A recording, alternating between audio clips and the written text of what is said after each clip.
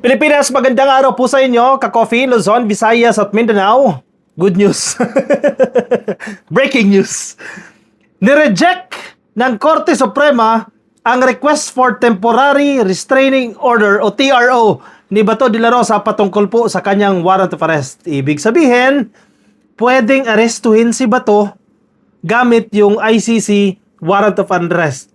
Nabubulol tuloy tayo warrant of arrest unless mag-issue ng TRO, which in this case nga nireject na po ng Korte Suprema.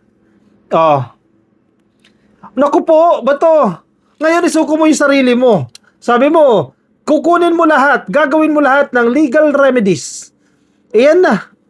Nagpetisyon kayo sa Korte Suprema na mag-issue ng TRO, binasura ng Korte Suprema yung inyong petisyon.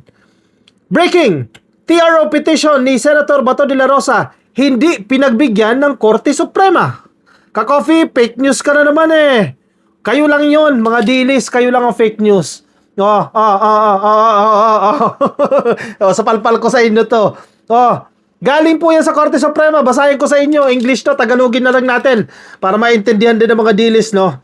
May 20, 2026. Ka-Coffee, luma yung binabasa mo. Lahat na lang. Tingnan mo. May 20, 2026. Saan galing yan? Supreme Court of the Philippines. Office of the Spokesperson. Basa! The Supreme Court or the SC, no? NBank. Kapag sinabi mo pong NBank, lahat po ng mga associate justices dyan, lahat ng mga senior associate justices, lahat po sila dyan, bumoboto. NBank, kabuuhan, ka-Coffee, no? Ay, natuto ka na naman, oh. The Supreme Court NBank, in a special session held this morning, May 20, 2026, acted on. Wow, talaga nagkaroon pa ng special session eh. Ngayong araw po mismo Miyerkules, May 20, 2026. They acted on GR number 278747, Rodrigo Roa Duterte and Senator Bato de la Rosa versus Honorable Lucas Bersamin et al. The SC, the Supreme Court, in a vote of 951, ilan yan? 15 yan, ka-Coffee, yung bumoto, no?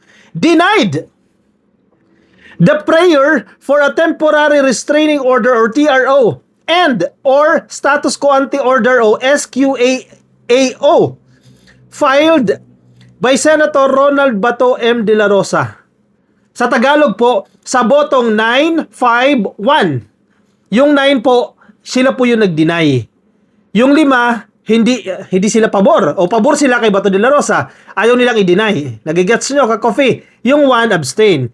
Sa botong 951, yung kahilingan po o yung prayer ni Bato de la Rosa na mag-issue po ng temporary restraining order at ng status quo ante order o SQAE ay denied.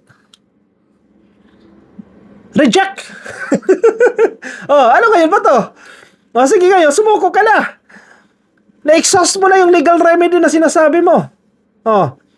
The full resolution and the separate concurring and dissenting opinions of the members of the court will be uploaded to the SC website on Monday, May 25, 2026. Again, may decision na denied. Yung dissenting opinion, yung mga opinion, ka-Coffee, na mga miyembro ng korte, ng Supreme Court, ay ipapublish po nila sa kanilang website sa May 26.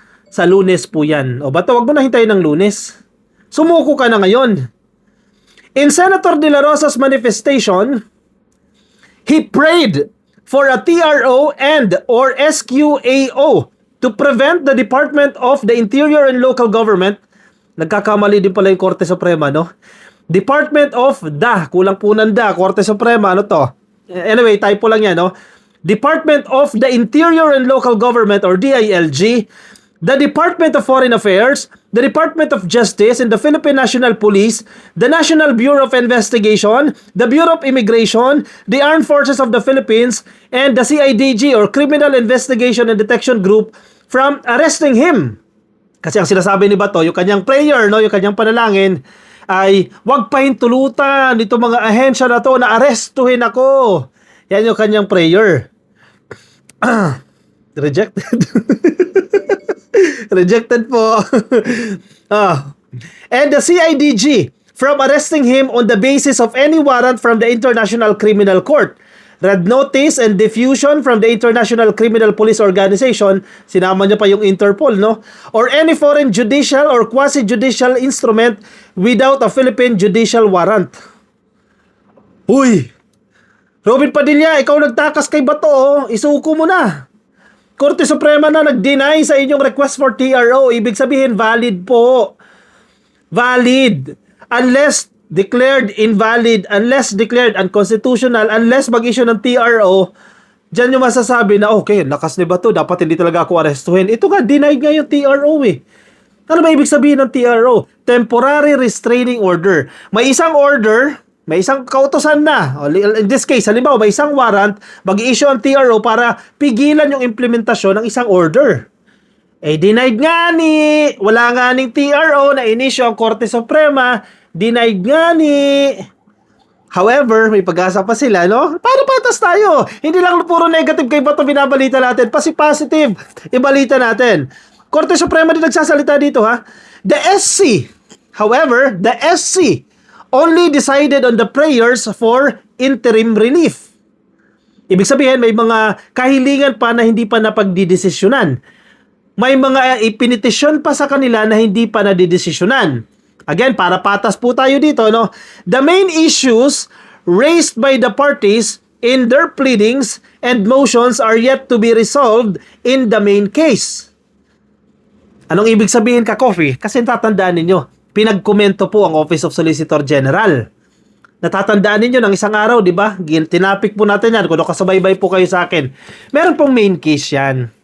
Yung kabuuhan ng kaso, Ka-Coffee, yung issue dyan, kung valid ba ang warrant of arrest ng ICC, etc. Pinagkomento po ang Office of the Solicitor General, ibig sabihin po yung abogado po ng gobyerno ng Pilipinas. Yung law firm po ng gobyerno ng Pilipinas ang Solgen. At ang sinabi po nila dyan, si Bato po ay isang pugante. Yun yung medyo pinagdedebatihan ngayon na term eh. Kasi mismong Solgen na, classify si Bato na isang pugante, kesyo may nag-i-exist na warrant of arrest. Hindi ko invento yan ha, Solgen yan ha. May nag-i-exist na warrant of arrest na inisyo po ng ICC. Valid po yan, well received by the Department of Justice, nasa NBI po yan, etc. And may batayan po sila dyan, yung Republic Act No. 9851, na pinapahintulutan ng Pilipinas ang International Tribunal na habulin ang isang tao na nagkasala, in this case, sa ICC, na tayo po ay miyembro pa ng ICC. Kaya nga po, classify ng Solgen si Bato bilang isang pugante. Now, wala pa pong desisyon ang Korte Suprema dyan. Yan po yung tinatawag nating main case. Main, pinaka-mother case. Kumbaga, ang pinaka-sentro ng kaso.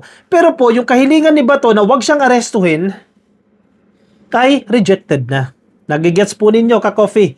Yung request for TRO, interim relief po yan, na wag siyang arestuhin ng NBI, ng CIDG, ng PNP, ng Bureau of Immigration, ng Armed Forces of the Philippines, etc. Rejected po yan. Sa madaling sabi po, pwede siyang arestuhin. Kasi wala namang TRO eh. Walang pumipigil na arestuhin siya eh. Kung ano yung nakautos doon sa warrant of arrest, sige, implement yan. Parang yung ginawa kay Digong. Diba? Kasi successful yung pagkaka-aresto kay Digong eh. Kung may narinig ka ba mula sa Korte Suprema after the arrest of Digong? Question nila, jurisdiction ng ICC. Rejected din naman lahat yung issue nila sa jurisdiction. Oh, yun na, malinaw, Ka-Coffee ha. Yung main case, wala pa pong desisyon. Ang may desisyon pa lang po, yung request for TRO ni Bato. So, tanan, John Vic Rimulya, ilabas mo na yung 10,000 mo. Hulihin mo na agad dyan si Bato. I-reject na yung TRO. Huwag ka nang tutulog-tulog dyan para makabawi ka naman. Oh. A copy of the available pleadings may be downloaded from the current cases section of the SC website. Oh, check nyo. Sabihin nyo fake news. Never ako nag-fake news. If ever man, nagkamali siguro, overlook siguro, pero hindi tayo nag-fake news dito. Dahil nandito kayo sa akin, nakikinig kayo sa akin, dahil di tayo nag-fake news.